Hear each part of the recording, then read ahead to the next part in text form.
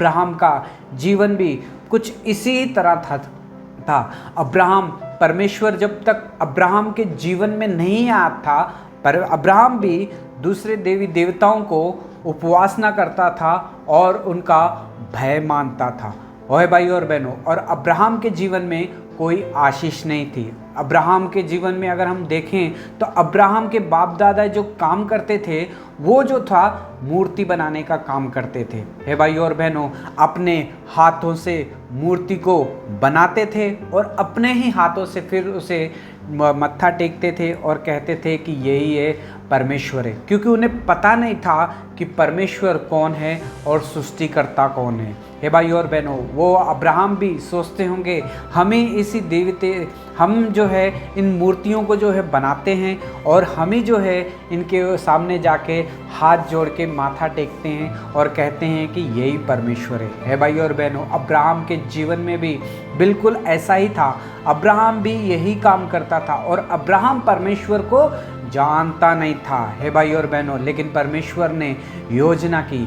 परमेश्वर ने सोचा कि मैं अपने लिए एक बड़ी जाति बनाऊंगा और मैं दिखाऊंगा कि मैं ही परमेश्वर हूँ, मैं ही तुम्हारा परमेश्वर हूँ, मैंने ही तुम्हें बनाया है, अपने हाथों से अपने स्वरूप में बनाया है। इस चीज़ को इंसानों तक पहुँचे तो कैसा पहुँचे, तो परमेश्वर ने अब्राहम को चुना। हे भाई और बहनों, अब्राहम कौन था? मूर्ति बनाने वाला था। अब्राहम कौन था? जो मूर्ति बनाता था तो वो सोचता था कि शायद यही मूर्ति है जो परमेश्वर है। हे भाई और बहनों, अब्राहम को भी नहीं पता था कि हमारा सृष्टिकर्ता कौन है। हे भाई और बहनों, और ऐसे इंसान के जीवन में परमेश्वर ने आशीष दी। हे भाई और बहनों, परमेश्वर की आवाज़ जो है अब्राहम तक पहुंची, यानी कि परमेश्वर का सुसमाचार इस दुनिया में जो सबसे पहले पहुंचा था वो अब्राहम के पास ही पहुंचा था। अब्राहम जो था हाथों से मूर्ति बनाने वाला था, वो परमेश्वर को नहीं जानता था, लेकिन परमेश्वर ने अब्राहम को जाके सुसमाचार सुनाया। हे भाई और बहनों, अब्राहम को खुद परमेश्वर ने जाके सुसमाचार सुनाया कि मैं ही परमेश्वर हूँ। हे भाई और बहनों, अब्राहम से परमेश्वर ने कहा कि मेरे स्वरूप में मैंने तुझको बनाया है। परमेश्वर ने अब्राहम से कहा कि मैंने तुझे बनाया है और मैं ही तेरा परमेश्वर हूँ। मेरी बात को मान और अपने बच्चों और अपने कुटुंबियों को और अपने देश को छोड़ के उस देश में चले जा जहाँ मैं तुझे भेजूँगा और तुझे आशीष दूंगा। हे भाई और बहनों, आज परमेश्वर इस वचन के द्वारा हमसे बात करता है। हे भाई और बहनों, आज परमेश्वर इस वचन के द्वारा हमसे बात कर रहा है। आपका जीवन कैसा है? आपने क्या सुसमाचार को सुना है? क्या आपने सुसमाचार के ऊपर विश्वास किया है? क्या आपने अपने कामों के द्वारा परमेश्वर के ऊपर विश्वास किया है? हे भाई और बहनों, अब्राहम के जीवन में इसलिए आशीष उसे मिल गई थी, इसलिए वो आशीष का वारिस बन गया क्योंकि अब्राहम ने परमेश्वर की आवाज़ को सुना था।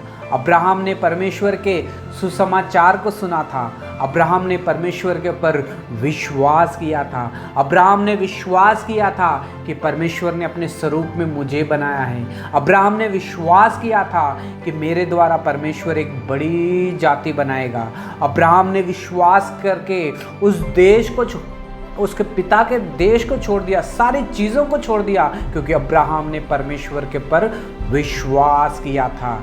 हे भाई और बहनों, इसीलिए अब्राहम के जीवन में परमेश्वर ने बहुत सारी आशीष को भर दिया। हे भाई और बहनों, अगर आप भी चाहते हैं कि मेरे जीवन में आशीष आए, अगर आप भी चाहते हैं कि मैं भी अब्राहम के जैसे आशीष पाऊँ, अब्राहम की आशीष मिलना कोई आसान नहीं है। अब्राहम की आशीष अगर हमें चाहिए तो सबसे ज़्यादा ज़रूरी है हमें सुसमाचार के ऊपर विश्वास करना है, प्रभु यीशु मसीह के ऊपर विश्वास करना है। प्रभु यीशु मसीह ने खून बहा दिया है, विश्वास करना है। प्रभु यीशु मसीह तीसरे दिन मुर्दों में से जी उठे हैं, विश्वास करना है। विश्वास नहीं, अपने कामों के द्वारा भी दिखाना है कि मैं परमेश्वर से प्यार करता हूँ। परमेश्वर को समय देना है, परमेश्वर की आज्ञा को मानना है, तभी आपके जीवन में जो है आशीष आएगी। है भाई और बहनों,